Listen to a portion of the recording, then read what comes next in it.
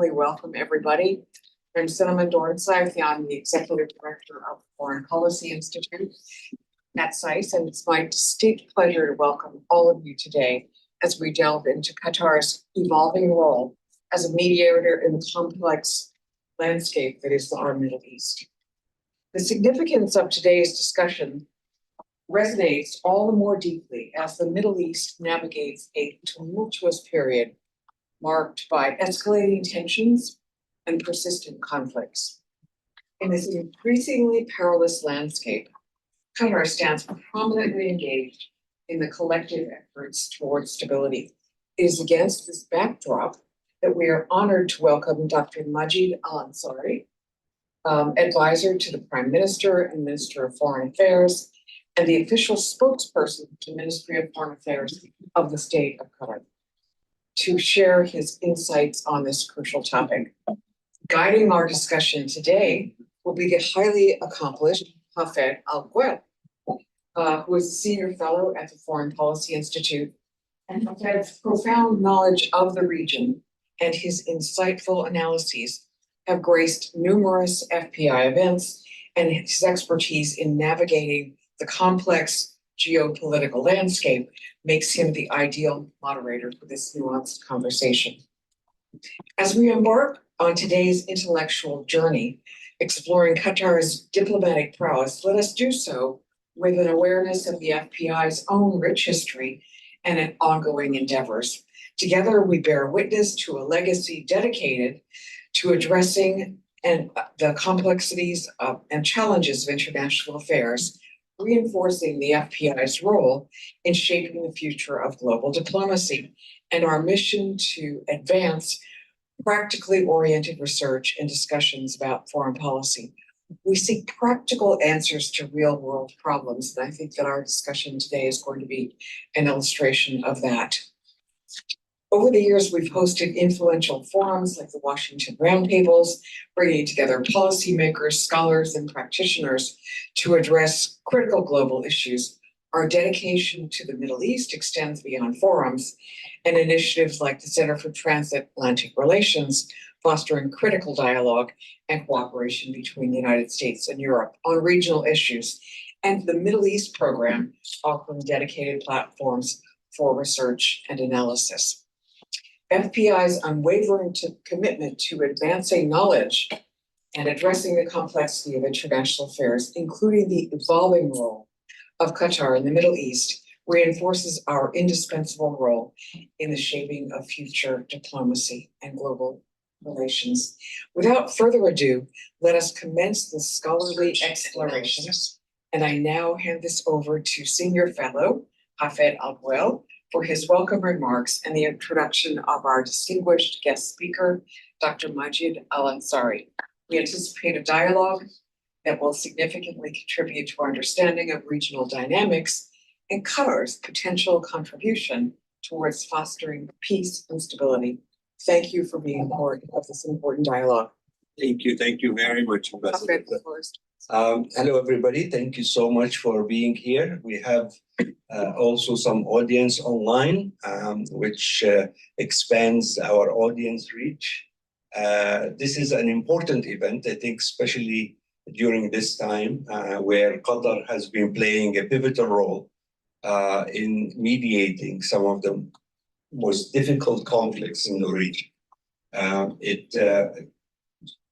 Qatar has carved a position for itself in international relations, despite its small size.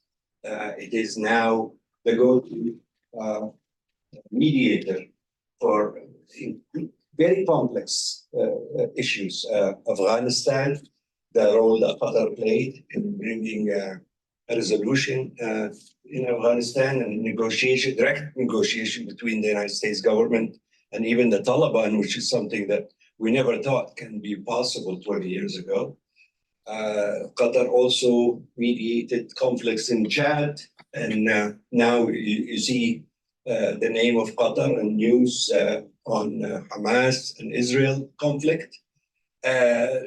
Has been very successful in releasing 100 hostages so far, with negotiation continuing, where We hope that the rest of the hostages and war will stop soon. So my joke is, one time I met Foreign Minister, His Excellency, and I told him that pretty soon everybody who has a problem with his wife is going to call you to media. So anyway, so we are honored to have the chief spokesperson for Qatar, a man of distinction, long history, long career. He also serves as the advisor to the Prime Minister.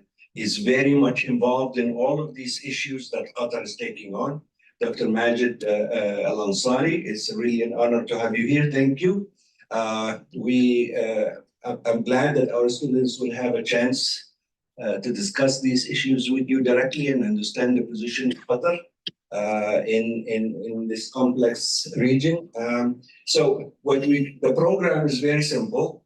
We're gonna give the floor to Dr. Ansari to speak for a few minutes, and then I'll have a small dialogue with him about some of the issues that come up in his presentation or in his talk, and then we'll open it for Q&A. So we'll try to really keep to the schedule. He only has an hour with us, and we'll try to get as many questions as possible. Keep in mind, there are some people also watching us online, and they will be sending their questions to my colleague Lana, and then we'll take few from their side and few from your side. Please, Dr. Majed.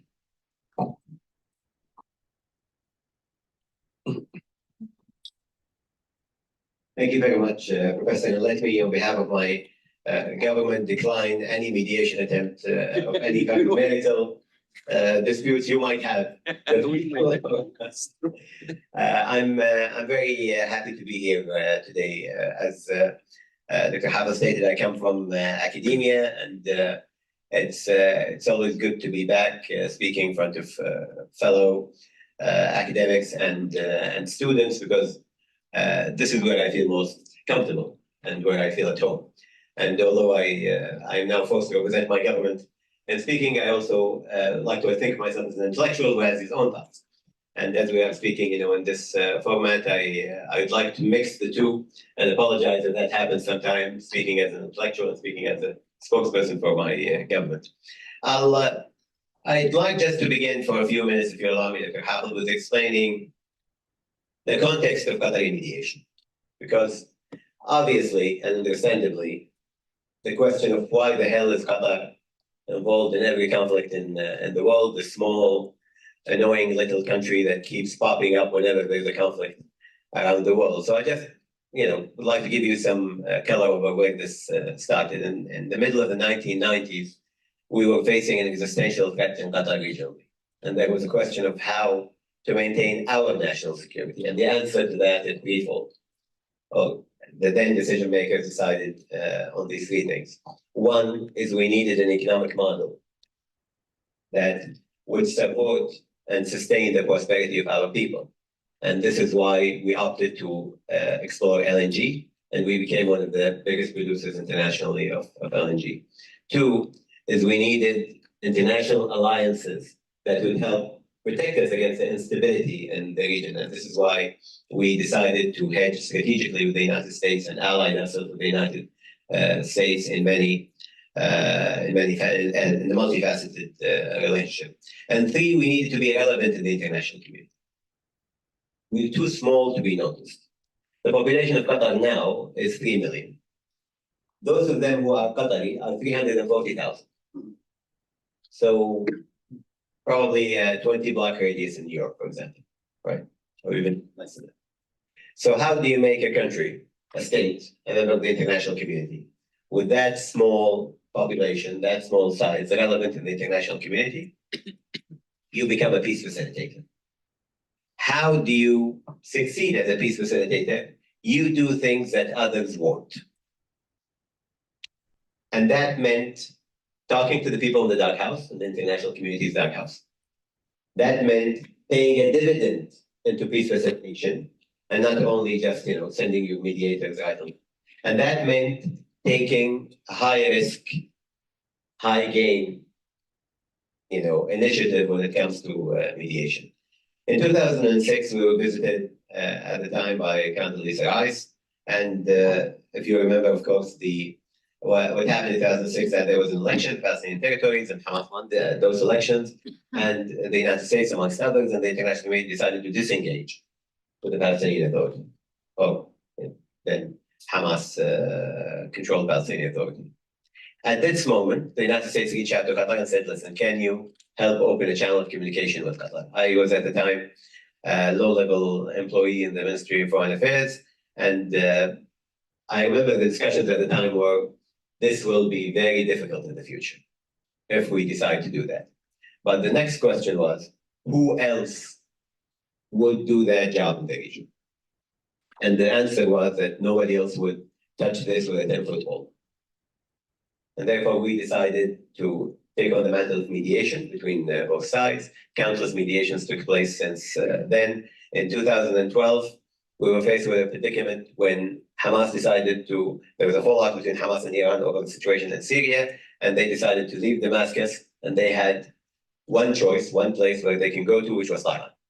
And we all knew that if the Hamas leadership moved to Tehran, we would lose that channel of communication, and then you would have to go through the Iranians if you wanted to mediate with Hamas, and in coordination with the Israelis and the Americans, we decided to host a political office in Qatar. The last mediation before the 7th of October was on the 28th of September. In the last 2 years, the level of escalation in the Palestinian territories became unbelievable. We had to mediate literally every other week. And we knew that an explosion was coming to the situation. Obviously, nobody could have anticipated what happened, terrible events on the 7th of October, but there was a lot of leading up to that. And we are now, of course, involved in the mediation, and I'll have to discuss that with you, Hafed, and with you. Thank you very much. Thank you very, very much for this. I mean, I'm glad you touched on what was the thinking behind the context of where Qatar decided to take on this approach. And in some of these very, as you said, high risk, high reward complex. I have a couple of comments and then we'll open it up. His Excellency, the Prime Minister, a couple of days ago, spoke about the meetings in Paris last weekend. And he was extremely optimistic that this might lead seriously into a longer term ceasefire, and that it will lead into a political process to solve this problem on a longer term basis, instead of this, every couple of years we've got an attack, we have to mediate it. Do you have any sense, or can you share with us publicly what is the plans for this in the future? As you rightly mentioned, the meeting in Paris succeeded in consolidating the proposals on the table into one proposal. That proposal has been approved by the Israeli side, and now we have an initial positive confirmation from the Hamas side also over the general framework. It will represent a general understanding over how the next pause or the coming humanitarian pause would look like.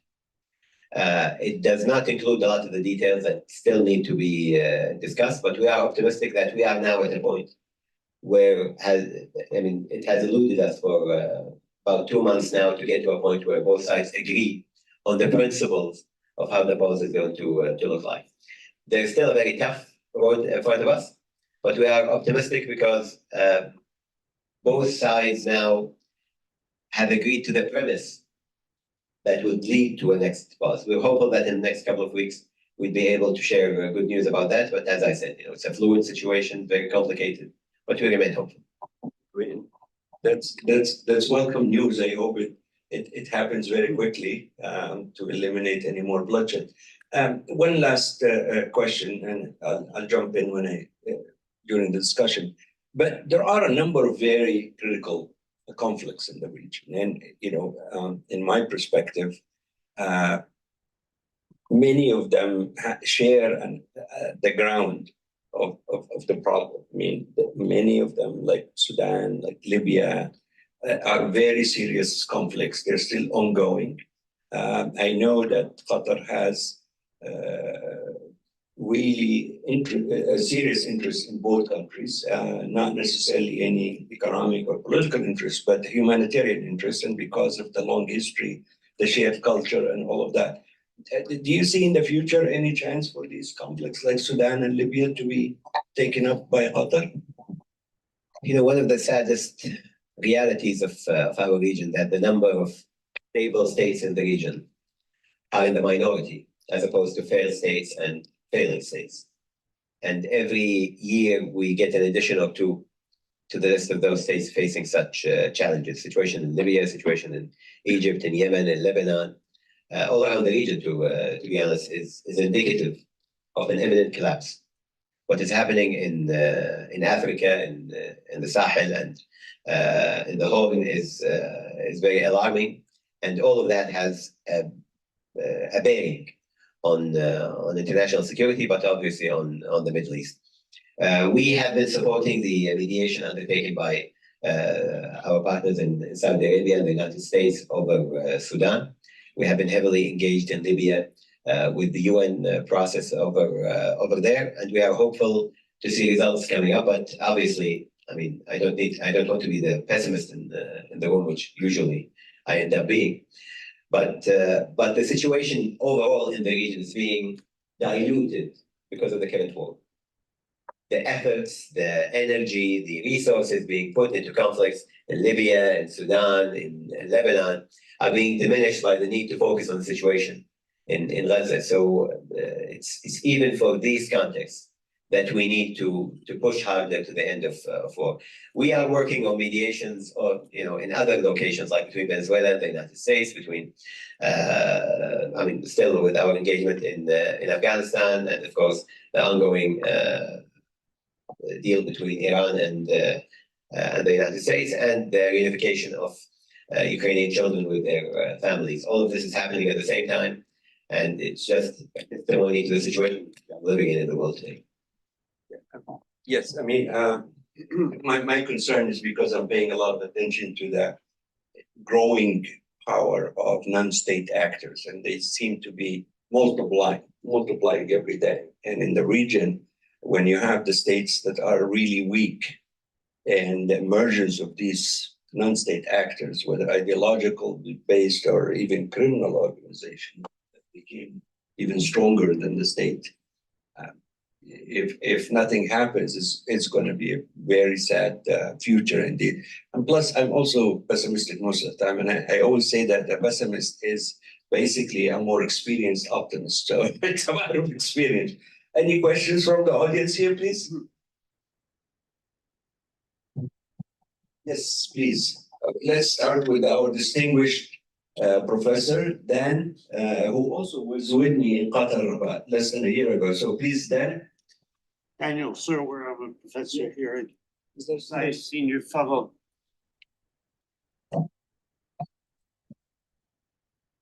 Daniel Serwer, professor and senior fellow at the Foreign Policy Institute. You've emphasized right from the first that in order to play this role, you have to do things no one else will touch. And one of those things is more extreme versions of political Islam. Could you elucidate for us? Qatar is often accused of supporting political Islam. Could you elucidate in some detail your attitude towards different versions of it and how you view it overall? Thank you. As you rightly mentioned, Professor, we have been accused of that for a really long time. It has been used in narrative against my country for years and years in various instances. As I said in the beginning, when you are mediating, you're not mediating with your friends, you're mediating between enemies. Right? And the reality of the world since 2001 is that in many of the conflicts, we are faced with at least one side being either a terrorist group linked to Islamist ideology or political Islamists. I think one of the main reasons why Qatar has been branded like that was the attitude towards the Arab Spring. The Arab Spring was Now, when we talk about it, we don't talk about it as a time of hope, we talk about it as a time of despair. But at the time, it was a moment for hope in the region. The region faced so many challenges after the Arab Spring, and one of the main challenges was the challenge of governance. Qatar is not a democratic country. We have our form of participatory politics. We have an elected legislature. And we haven't been pushing for democratization of the Arab world and changing the political system, but we were seeing the dangers of oppression. We were seeing the dangers of the decaying state under the weight of oppression in the Arab world. When the Arab Spring demonstrations erupted, there were two main ways of thinking of it. Either protecting the stability of the state or hoping for positive change. The leadership of Qatar opted for the latter and was supportive of the popular uprising, supportive of the regime that came out of it. And we were hoping that this would be the moment for the Arab world when it moves from being, in the situation that it is, the hub for international conflict, to being a hub for prosperity and a role model for the world. Sadly, the results of the Arab Springs were not as we were anticipating. And we have learned a lot from these lessons. During the process, obviously, a lot of the popular uprisings were either led or in part had participation from political Islam groups who are amongst the most popular, especially at the time. We have worked with them as we have worked with others. We have supported governments coming out in the post the Arab Spring uprisings, some of which were majority Islamist groups. Some of them were not. We have supported liberal groups, we have supported Islamist groups and other groups. And I think a lot of the demonization of Qatar was an attempt to move the needle of the discussion from that Qatar supported the popular uprising to Qatar supported political Islam. But when we look at the reality of the situation, our relationship with the Taliban was mandated by the United States. Our relationship with Hamas was mandated by the United States. So is the United States a supporter of political Islamism? Especially, I don't think so. But it is the reality that you need somebody to talk to these groups. You need the channel of communication. You need a trustworthy mediator that is able to navigate with these groups. You cannot do that when you are isolating, disengaging, not doing anything to be able to reach these groups and talk to them. You have to engage. And while a country like the United States would not be able to do that, a country like Qatar has taken upon itself that risk. And we know that that risk brings in all of this narrative against our country, but we also believe in what we do and believe in the results we were able to reach because of this engagement. We were able to help put an end to the longest war in US history through our engagement with the Taliban. We were able to avert the war we are seeing right now in Gaza so many times in the past couple of years or even decade or so. And we will continue to do this because, again, if we don't do this, we don't see anybody else doing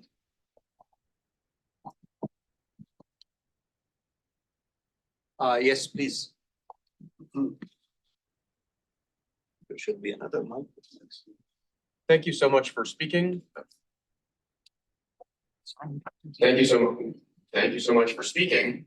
This has been a fascinating conversation so far. My name is Josh. I'm a master's student here at SAIS. So when you're discussing that Qatar has become a mediator for the region largely because it chose to have the conversations that others aren't willing to, as the saying goes, the enemy also has a vote. What does it take to become an accepted mediator by actors like Hamas with a office in a country that also hosts US military bases? How do you gain that trust? How do you convince the other parties that you're working with that when Hamas tells you something that they'll follow through? How do you convince Hamas of the same? Walk us through that a little bit. So every mediation you begin with is a different story, right? It's a different case study, but you learn as you go along. And we started this in the mid-90s, and we've had a lot of good choices and bad choices, and we've had successes and failures. And if I don't want to sound like we have a developed model of mediation, but I can share with you what I think, at least personally, what makes these mediations successful and the ability to penetrate when you are talking to these groups. One main thing is the ability to show not neutrality in the mediation process, but sincerity. Because you can never be completely neutral in any mediation you are doing, especially when you are doing it with terrorist groups, you're doing it with radical groups, you're doing it with those who you don't agree with. Right. I mean, it's very obvious that we don't agree with the Israeli government over their policies over the Palestinians, and certainly we don't agree with Hamas over the actions of 7th of October and their militant actions altogether. But you have to be sincere in the mediation process. You have to go to both sides and say, we have your best interest at heart, because this is the only way for us to succeed. And then, after you've established that fact, that principle, you need to show that sincerity on the table by conveying the messages the right way and developing the ideas with them, not only being a messenger. A mediator who is a messenger can have 10 to 20% chance of succeeding. But if you are there developing the ideas with them, reaching the results with them, then it's a different story. And then you have to put your money where your mouth is. If you are going to say, listen, my only job here is for you guys to sign an agreement, I get a photo up, I'm successful, thank you very much, everybody goes back home. Usually that ends with a very short thing. Agreement, unless both sides really want to end the conflict, right? But you need to go, you need to support, you need to continue. Peace facilitation is not only mediation. Mediation is the first step to peace facilitation. And if the parties know that you are willing to do that, like for example, when we mediated for the agreement, the Doha agreement in Lebanon, in a previous iteration of the Lebanese crisis, we pledged to help in the development of South Lebanon. And that brought about the agreement. When we got the Doha agreement for the Darfur, between the separatists in Darfur and the central government in Khartoum, we pledged to pay into the development of Darfur. That kind of added value as a mediator also gives you leverage over both parties. It also happened between Hamas and Israel, where we pledged to participate in the reconstruction efforts in Gaza beforehand in the 2000s, in order to be able to say to both sides, to the Israelis, listen, we are fitting the bill that you should be fitting in Gaza, and to say to the Palestinians, listen, we are helping you maintain your people. This is very useful in being a mediator. But again, it's you learn by your mistakes. There's no golden rule for mediation. Every process you go into, you learn as you go along. Share this. Thank you. I mean, this is where the academic came out, sharing with us his experience and what works, what doesn't. Okay, we have three. Let me start with Hind, please. By the way, those who are following us online, please send your questions to the email for the Foreign Policy Institute that is on the page, and we will take those questions. I understand, and let me welcome virtually that Congressman Byrd is also joining us online, and we'd love to hear from him and his thoughts on this. Yes, please. Thank you, Mr. Hafed. I'm Hind Al-Ansari. I'm a fellow in DC, and I'm also a Qatari citizen. My question for you, Dr. Majed, considering the growing anger and frustration in the Arab street over Western governments' unconditional support for the settler colonial entity, as well as the inaction by Arab leaders, how is Qatar managing its role without sacrificing the unwavering support for the Palestinian cause in the Arab streets? Thank you. So you're throwing me under the bus with that question, but Takes a Qatari to do that. The main issue here is that we are all facing a radicalization of a generation. The images coming out of Gaza, the images that came out of 7th of October, are radicalizing a generation not in the Middle East, not in the Muslim world, but in the world altogether, because it justifies violence. Violence justifies violence. When you see, I was watching a video the other day, and there is this family trying to leave a hospital in Gaza, and it's led by a matriarch, a grandmother who's holding a 4-year-old, probably grandchild, very near to her, and she's waving very empathically a white flag, and she's shot in the head, and she falls to the ground, and the child starts running because there's a 4-year-old child, but he understands what the gunshot means. As he's running away, he stops for a second. He looks back at his grandmother, probably for like 2 seconds. And then he runs away again. There is a generation with these experiences, drawn into their psyches and deciding how they are going to behave in the future, regardless of the context around them, because this is the only image that will stay with them. And this is happening in all sides. Children here in the US are seeing, these videos and on social media. It's not limited to one locale or the other. So the situation, this radicalization of the generation is very, very, very dangerous for all of us. You will end up with not only one militant group, you'll end up with a generation that is ready to choose violence unless we find a way for peace. And the problem is that the political decisions and the political operators that make these decisions in the conflict are making it based on short-term goals, political posturing, without any recognition of the strategic risks that we are facing. These are real risks. We saw them in September 11th. Because if you go to the years leading up to September 11th, there was a justification of violence. Hatred towards the West, hatred towards occupation, designed the ecosystem that a group like Al-Qaeda can thrive in. And today, do you think not that the current situation is being used as a rally call by all of these groups internationally to bring in more people into their thinking? Of course it is. And we will see that only expedited in the future. So we need, collectively, we need to show our peoples, especially those who are in government, that we are doing all that we can to stop this, and that we are willing to voice not only our concern, but our actions towards ending this. The situation is not positive by any means, and will not be positive.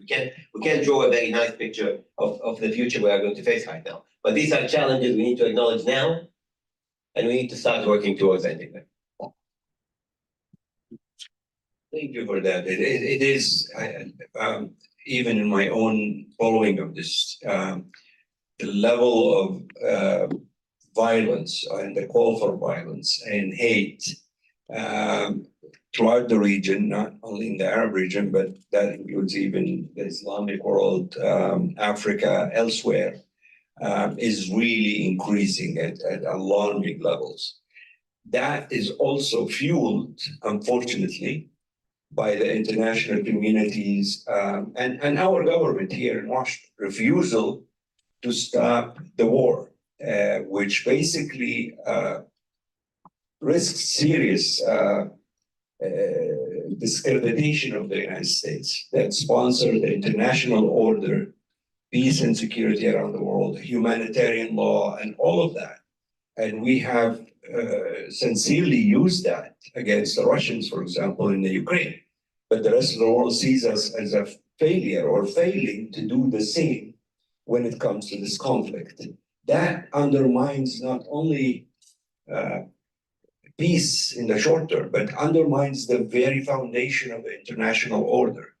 I think now it will be extremely hard for anybody to defend the United States if I'm in a university in Cairo or Lebanon, it'd be practically impossible to defend the US on these grounds. So I'm glad you touched on also the risk of an increased violence, which is not going to end and it's going to just escalate.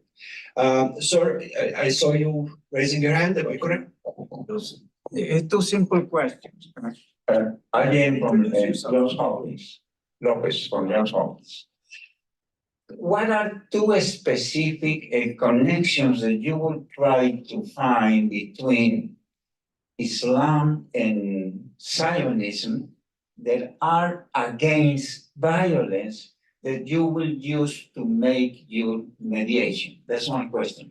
And the second question, are you going to try to get the international community in order to work for the, or are you planning to aim to that difficult goal? Two states there. Thank you. Oh, sorry. Gonna charge you soon. So, first of all, Professor, I think all ideologies can be used, as you know better than me, for both narratives. You can use texts to justify violence, and you can use text to push for peace. And I think the important thing is that the rational thinkers within both camps utilize the text, utilize the ideology, utilize the ideas in a way that would promote peace. And this is the problem that has eluded, I think, religious scholars all through history, which is finding a resonant message that cannot be overturned when the political tide is turned. Right? And so I apologize if I can't tell you here where I can find that common message, although it is apparent in both ideologies. But it is for sure our rational thought is what's going to bring it about. And obviously there is time for fighting and there is time for peace, but we need to think of our ideologies and think exactly how we can utilize them for peace.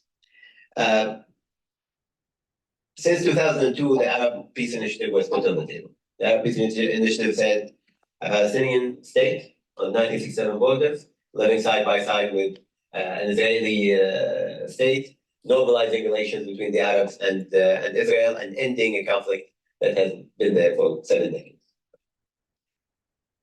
Obviously, nothing on the ground now, or in the past couple of years, gives any hope that we can reach a two-state solution in the short term.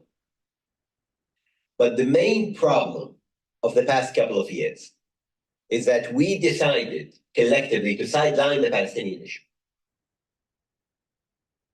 There are those in the region and beyond that thought you can basically mute the Palestinian issue and it will disappear.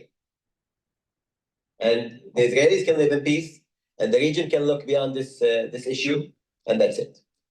And we were warning from day one that this policy will only lead to more violence in the region. The most dangerous thing that can happen to any context around the world is hopelessness, despair. Any people that end up in absolute despair, you cannot predict what they will do, and there is no incentive for them to live on. And therefore, you'll end up with violence, you'll end up with hatred, you'll end up with radicals, and you'll end up with war. And this is what we have right now. I remember in March of last year, in Ramadan, we were meeting with our counterparts and our interlocutors in the US, in the UK, and other countries, and pleading with them that something will happen in the Palestinian territories. And we were anticipating that war will break out in Ramadan, so March of last year.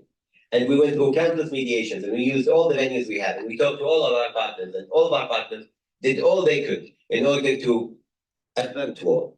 But the situation was unsustainable. The human suffering in Gaza, the policies enacted on the Palestinians on the West Bank, and we were all hostages to policies that everybody knew, all who are working in the field knew that would lead to more violence. But sadly, we couldn't do anything until we have the situation we have right now. I agree more. I mean, I think the world tends to sort of ignore the obvious. I mean, even if you're here in any neighborhood where you have despair, it doesn't take a brain to know what will come next. The fact that we've been ignoring that conflict is just our own fault. It is the failure of the international community to actually address this. And there is no way, I can tell you both as an Arab American, as a person who's been reading this, following it, there is no way at all that the region, the Arab region or the Middle East or whatever you want to call it, is going to stabilize without solving the Palestinian issue. It's just zero chance for that. I saw somebody here. Okay. Yes, let's start with you, and then I'll come to you over there. I promise, okay? Noura Megda, another Qatari here at John Hopkins. I'm a You're US. Qatari. Yep, definitely. By next year, hopefully, we will conquer DC. Inshallah. We've been trying to recruit Qataris. I'm a US government and foreign policy student. I specialize in foreign entities lobbying. And here comes my question. According to the Foreign Agents Registration Act databases, Qatar has spent since 2015 around $2,400 million. And of course, that has dramatically increased since the end of the blockade on the state of Qatar. However, as we see more senators and House representatives opposing the ceasefire agreement, will we see an increase in the Qatari lobbying efforts? And in order to succeed in the mediation and to bring a ceasefire to the table. And I'm not talking about corruption or bribery. I'm talking about legal lobbying efforts. But like you see, of course, how mashallah. main challenge I'm facing here is with my And we have two distinguished ladies here from Qatar. Obviously, I'll talk a little bit about a strategy choice that I think was developed throughout the 2017 and beyond. We have been in all the regional and international initiatives we've been working on for decades, focusing on the actual act itself and leaving for lack of a better word, the marketing of what we do to the actualities on the ground. So basically the deals talk about themselves. We don't need to do a lot of that. But when we started seeing orchestrated campaigns against Qatar that would hamper our efforts, would impede the mediations we were working on, we saw the need, again, to pay a dividend into making these mediations succeed. There is engagement, and I think that's the most important thing, is the institutional engagement, which Qatar has with its interlocutors around the world. We've always been keen on not playing into the personal politics of other countries, not being part of the political posturing cycle within these countries, because this is a very dangerous game to play. Right? You hedge with people, then you end up paying the price for when these people leave or do something wrong. So you end up, if you're hedging your interests with a political operator here in DC, if that political operator does something wrong, loses elections, has a scandal of his own, then you're linked to that directly. You hedge with institutions, then that is a sustainable. And we learned in 2017 that strategy was correct. So, with the beginning of the Trump administration, we were facing so many challenges with engaging with the administration, but at the end, it was the US Army, CIA, the State Department that worked collectively and convinced the White House to reverse the policy.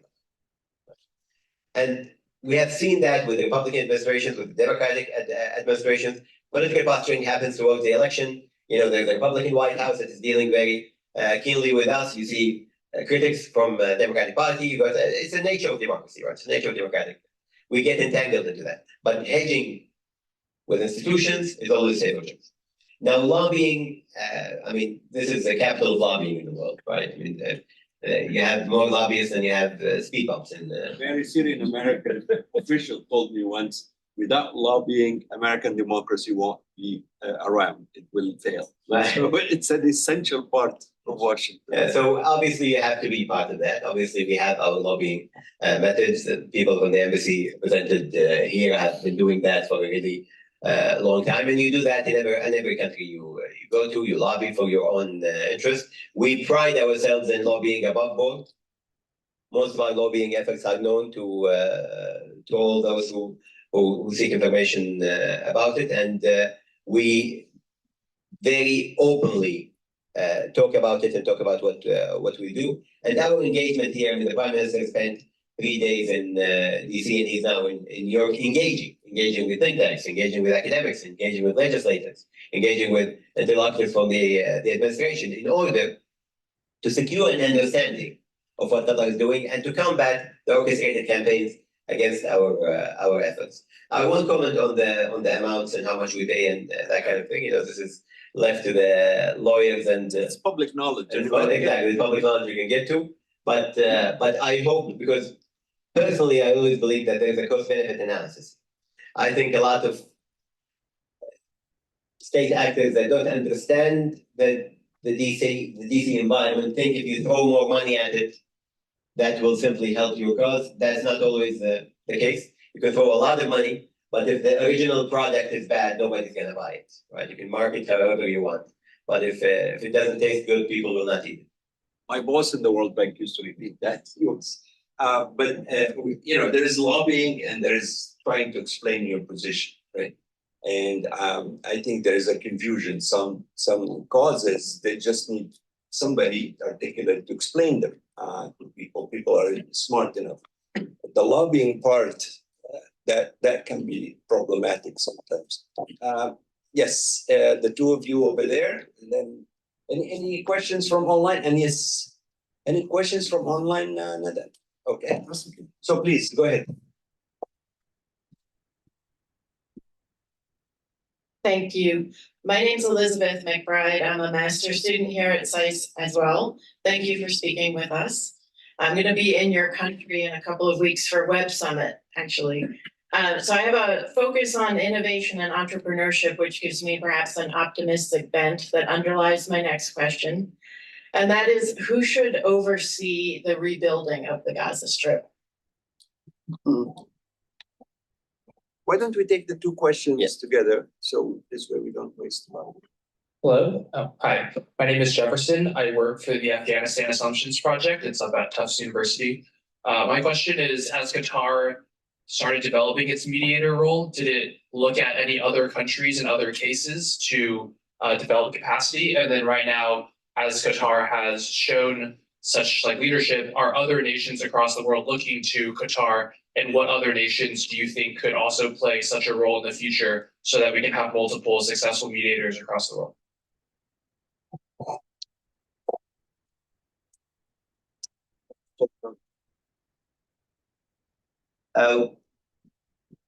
One of the problems of the past experiences and reconstruction in Gaza is that everybody was engaged in it knowing it was not sustainable. So we were feeding the beast. And I think everybody now is in agreement that we need a sustainable model before we go into reconstruction. That sustainable model has to start with a unified Palestinian government that can oversee reconstruction, oversee aid delivery, oversee the return of Palestinians to their areas, and also oversee the security situation in the West Bank and Gaza. Unless we have that, then efforts at reconstruction would be in vain. You know, we all saw the videos of hospitals being bombed into the ground, universities being torn into rubble. All of that was investment put in by aid agencies, by international donors, by countries like Qatar, that ends up just in the same cycle of every time there's a war, it's bombed and you have to do it again. So the first thing we need is we need a governance model accepted by the international community, representative of the Palestinian people, and able, which is a tall order, I understand, but I think we need to put that as a prerequisite to the reconstruction effort. When we reach that, I think we need an international collective effort. Not only because we need everybody to participate and pay into it, but because we need an international buy-in, right? Also, one of the mistakes in the past was for 1, 2, 3 countries to participate in the reconstruction, others feeling we don't own this, right? There needs to be an international owning of the reconstruction effort in Gaza, which also would make it more difficult to reverse that in the future.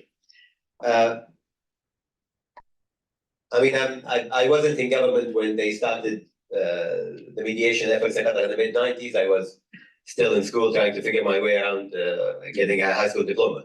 But I'm sure that when the decision was made, we were looking at countries where the traditional mediators were, right? These traditional mediators included countries like Nordic countries, Norway and others, but they also included countries in the region. Saudi Arabia has conducted successful mediations in the past. Kuwait was a mediator in they're very successful actually mediator in the 80s, even beyond the region, and there were a lot of lessons to be learned there. And this is why we have now in Qatar the Center for Humanitarian Studies and Conflict Resolution, which is we've contracted the center to document the mediation process. We found out while reviewing our paperwork that we don't have any real documentation of past mediation. So we have a lot of oral history behind it. There are a lot of fragmented documents for that. So we contracted that center to do that, and they are doing that. And now they have a master's program of conflict resolution in Qatar that kind of uses a lot of the things we are doing. We hope, because mediation is made much more easier when you have partners to help you in it. When you go at it alone, it's very difficult. It's very costly. And it's costly to your own reputation also. You end up, because when you mediate between two sides, you antagonize two sides at one point in the mediation. Or they're all blaming you. They're all blaming you, exactly. You end up. So if countries would like to share in that blame, please, we are ready to, support that. But of course, we are helpful of any effort to do that. We are working with partners. We pull some partners kicking and screaming into mediation efforts, and we are very hopeful to see a lot of countries, especially those middle powers in the world. Because forget about great powers being good mediators. Okay, they have their own issues. The US is not going to be a great mediator in conflicts in the world, because a lot of these conflicts have to do with, great power rivalry around the world. We, the small, medium countries, have a different position. We can help with that. A lot of times, like between Venezuela and the United States, like we have absolutely no stake in it. We can help mediate. We can be trusted immediately. There's no personal interest. There's no special interest for Qatar in that mediation. When we go between Russia and Ukraine, it's the same thing. And we don't have any threat coming from either country, or any benefit get from either country. So it's that that level of small and medium countries that can play a role, especially the most stable, the most prosperous, that need to pay a dividend for that prosperity. We shouldn't take the prosperity we are living in, the peace we are living in, for granted.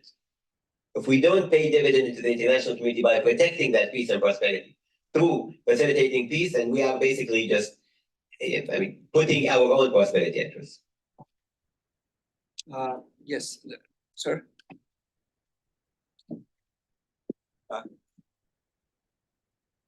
And then I come back to you, I promise. You too? What time? So we go. Thank you. Okay, we have 5 minutes, so please be very brief, okay? So we don't hold, he has a very busy schedule in this. Dr. Latiri, originally from Tunisia. First, I would like to welcome to Washington and thank you and thank Qatar for its role in this area. My question is, do you think the Arab countries are doing what they're supposed to do when it comes to stopping the war and helping the people of Gaza? Thank you. Let's take the other question as well, please. To the academic point you made about middle and small nations, Sultan Barakat says something similar. So I'm glad Qatar's kind of found its sweet spot there. And the question was heralding back to something earlier mentioned about the nature of Israeli politics. Bibi Netanyahu was an MIT MBA grad who worked in business with Mitt Romney, built a consulting company, and then went around doing interviews with Palestinian youth and beating them because he was a more formidable speaker, and got a job as UN spokesman for Israel, even though he was here since he was 17. What do you think the specter of Israeli politicians from a persona perspective is going to into the future? Naftali Bennett, Silicon Valley, but obviously both the right-wing nationalist bent in Israeli politics and the demographic shift that's taking place is one that symbolizes a transcendence of the of the Israeli-US relationship as it has been for the last 7 centuries, Ashkenazi based now, heralding more Sephardic. And on the other hand, also just where Israeli politics itself sees itself within the Middle East, whether through normalization or through arbitration. Thank you. Okay, let's just have him answer these two questions and then I'll take the two from there and then we conclude. So I think I need to put my diplomatic hat back again before I answer these two questions at the risk of. You can use SAIS as a home to practice your, to go back to your academic, whenever you want. The Arab and Muslim Summit in Saudi Arabia set out a program of how the Arab and Muslim countries will deal with this, and the ministerial committee made up of a number of ministers from the Muslim and Arab world has toured a lot of the governments around the world to portray the position of the Arab world. I think regardless of a lot of the Arab issues and animosities and so on that go along, this was a rare moment of unity where everybody sees a real risk in what is happening and everybody is trying to do everything together. So us, for example, the mediation between us, Egypt, Jordan, Saudi Arabia, and the UAE, we are working together right now very closely, working together to make sure that we align and streamline the efforts that we are doing together, and with coordination with other countries at the same time, like the US and others. So there is very little that can be done, but I think that what is being done right now is very important, and we applaud all of our partners in the region who have risen up to their responsibilities. Bashar al-Assad was he still is a medical doctor who graduated from the UK. I think for us as educators, it's always problematic that a lot of these leaders around the world end up, graduating from Ivy League universities and then, doing whatever they do in politics. And I think there's a disconnect between the intellect and education that they get and the actions on the ground. It says very little for us as educators, but I'm quite sure that we need to separate what they do and the policies they choose from the education they get. The trajectory of politics around the world is very alarming. Just go to a world map and put your finger wherever you want, you'll see a lack of leadership. A lack of leadership that is not alarming because we need strong leaders, strong men in power positions.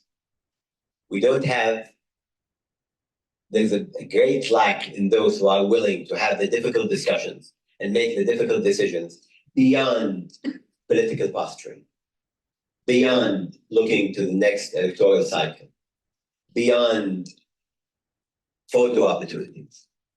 This is happening in the Arab world, it's happening in Asia, it's happening in Africa, it's happening here in the West, it's happening all around. And I'm afraid we are looking at a case now where the central state is becoming useless in dealing with conflict around the world, because those at the, in the power structures in the central states are more focused on social media and getting, traction for the sake of elections than they are with the safety and prosperity of their own people. Now, I'm not saying that this means that we should lose hope in leadership. I mean, in this room, we have about 100 of tomorrow's leaders. You will decide how the next phase of political leadership is going to be. Unless we decide as individuals to change our perspective and to go beyond and to afford to lose when we need to lose favorability and elections and popular support, then we will end up exactly where we are right now. So it's up to us. But worse, it's going to be far worse. I think the issue of nation state is quite a dominant issue for the next few decades.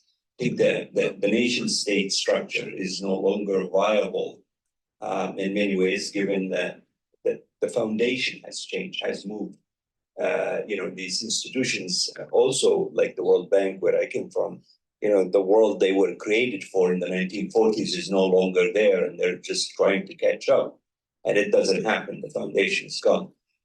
Two questions, you and you. Yes, and then we'll conclude, okay? Assalamu alaikum. I'm from Pakistan and I'm also a film producer, but my question is related to, as Pakistan has suffered so much to terrorism over the last 20 years, probably one of the highest number of civilian deaths, over 50,000. And a lot of these deaths have been caused by other Muslims. And my question comes from this, that why are the Arab League and the OIC not getting together to condemn any kind of Muslim organization that decides to choose violence as a way to showcase or promote their agenda globally, especially considering that our religion, Islam, is a religion of peace and has always promoted peace. And we are busy for greed and power trying to kill each other in multiple countries. And I'm sorry, I've seen it in my own country. And what can be done on a global level by leaderships from all over the world to condemn this as a way forward? Because that is certainly not the way, and we can see the result of it in the incident of what the Hamas has done. Who's suffering? It's the poor, innocent Palestinian people, the kids. They did what they did. They're a terrorist organization labeled as such, and sure, Qatar is doing a great job of mediating. But when are we going to stop, promoting or, not necessarily promoting, but when are we going to start calling them out as Muslims that this is not the way? Thank you. Thank you. Last question. Go ahead. Hi, thank you so much for coming. My name is Ben. I'm a master's student here. And I was just wondering, we were talking about earlier how Qatar is an effective moderator, and being an effective moderator entails moderating with sincerity. How do you address, I guess, those who say Qatar isn't, based off of Qatar's hosting of different Hamas leaders, and then also having or supporting Al Jazeera through funding, which people may say doesn't provide necessarily balanced perspectives of this conflict? Thank you. First of all, please allow me to completely disagree with you, because from an official position, the OIC and the Arab League and the GCC all have announced very clearly their condemnation of violence against civilians in various instances. And most of these organizations have systems and bodies and committees for countering terrorism.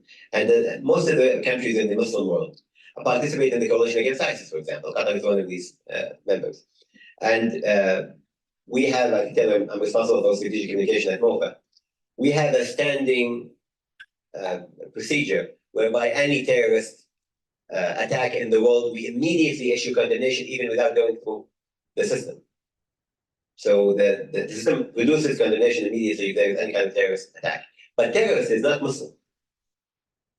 Terrorism is not a Muslim phenomenon, right? The problem is that we just say this certain brand of violence we shouldn't accept, but another brand of violence is accepted, right? So state-sanctioned violence, when we like the state, is okay. Civilians dying as a result of an unjust war, when there is kind of justification behind it from the perspective of a number of countries, then it's okay, regardless of the number of people that died. Violence against civilians is violence against civilians. It should be condemned regardless of who does it, under what banner, in what, or even within whatever happens. Right? War is war. War is terrible, but targeting civilians purposefully cannot be accepted in any manner. And I think while there is a lot to be done in promoting the need for de-radicalization, terrorism is a symptom. It's not the illness. The illness is despair, is hopelessness, is people living in conditions that are appalling all around the world. And it produces hatred, it produces radicalization, produces terrorism. So we need to find the root causes before we start this firefighting and playing whack-a-mole around the world trying to end all of these conflicts. I mean, I have a direct answer to this, but I'll try to expand on it a little bit. Are the leaders of Hamas who are in the political office in Doha, did they come and hide in Qatar without the US, the Israeli government, the whole of the world knowing that? Of course not. They've been there physically since 2012, as a communication channel since 2006, mandated by the United States government in an attempt to open a channel for communication. So I can't accept the allegation that because you host them, then you support them. We hosted the Taliban in Qatar, the political office of the Taliban, during the negotiation with the United States. We were then also attacked and said we were harboring the Taliban. We're not harboring the Taliban when the United States government sends its envoys to Qatar to meet with the Taliban. And the same thing is going right now with Hamas. And we are hosting 12,000 servicemen and women of the United States in Qatar. So obviously the United States government felt that this is a terror supporting country. They wouldn't have put CENTCOM in Qatar. Regarding Al Jazeera, in my office I have a TV and I flip between CNN and Al Jazeera, right? And whenever I have a couple of moments, I go to CNN, see 5 minutes, I go to Al Jazeera, see 5 minutes. If you go to Al Jazeera, there is 24/7 coverage on Gaza. If you go to CNN, when there is coverage on Gaza, the footage is from Tel Aviv. Very rarely will you see any footage about the human suffering in Gaza. Is the government of the United States, supporting the killing of civilians in Gaza? Of course not. But media is media. The only reason Al Jazeera is successful from a viewership perspective is because it talks to its space, like Fox News talks to its space, right? Like CNN talks to its space. If there was a school shooting in the US and I was flipping between Fox and CNN, would I get the same narrative? Obviously not. I'll get a completely different story, right? On the reasons, on the story itself, the footage, the reporting, everything will change. I was talking, to a director of Al Jazeera. Of course, coming from the Ministry of Foreign Affairs, the biggest headache for us is Al Jazeera and Discovery. So I'm talking to him and saying, "Why are you doing this?" And he, brings out his phone and he said, "Let me show you something." And he shows me the number of people watching online on Al Jazeera, and it was at the time 55,000. And then he goes to all the Arab competitors, the Arab channels, including Qatari channels, and the highest amongst them was 4,000. So it's a media channel they're looking for. The only way it succeeded as a channel was that the government put a China wall between us and Al Jazeera. So while we'd like to have more influence over their coverage, they can do whatever that. But the thing is, I always encourage, and I was talking to a couple of ambassadors who were criticizing the coverage of Al Jazeera. I told them this: I'll pick up the phone now, I'll get you appointments with the director of Al Jazeera, the editor-in-chief of their program, and you go there and you sit down with them and you talk to them, and they went and they talked to them and they suggested guests, and the next day these guests were on Al Jazeera. It's a media channel, they like it. And you'll see, Al Jazeera was criticized for so many years in the Arab world because it brought Israelis into Arab living rooms. You had Avichai Hadrawi, who was the speaker for the IDF, speaking regularly today on Al Jazeera. You have Zionist leaders, not only Israelis, thought leaders, intellectuals speaking on Al Jazeera. You had at one point Israeli minister speaking on Al Jazeera. It's a platform. My suggestion would be engage with it, affected through being there. Disengaging from it will only, and this is why I think, because there was talk in the Israeli government about shutting down Al Jazeera's offices in Israel. It didn't happen. Because I think even the Israeli government understands the importance of Al Jazeera's coverage from inside Israel, not to disengage completely. I can agree. I mean, I watch Al Jazeera because it brings both perspectives, in my opinion. I remember when I was in the World Bank for many years, practically every desk over there, when you see what they're watching, it is Al Jazeera English. So I'm a big supporter of Al Jazeera. I appear on it many times, and I think, like Dr. Majed said, I've met with their directors, I met with a lot of their producers. It is really a very open organization that you can influence. You can lobby and make them change their narratives about stories. I write for them freely. They never told me to write something in their opinion section of any kind. No pressure of this. Anyway, Dr. Majed, I'm very grateful to you. Thank you very much for being here.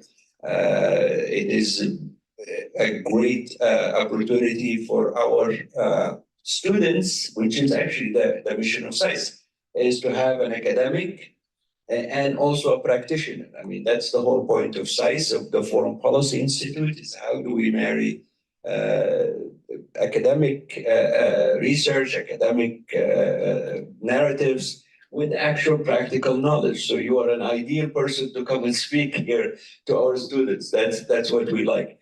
I'm very grateful to all of you for being here. Thank you. And we at the Foreign Policy Institute, we plan to do multiple events like these. The reason why I do the Middle East and North Africa is that's all I know.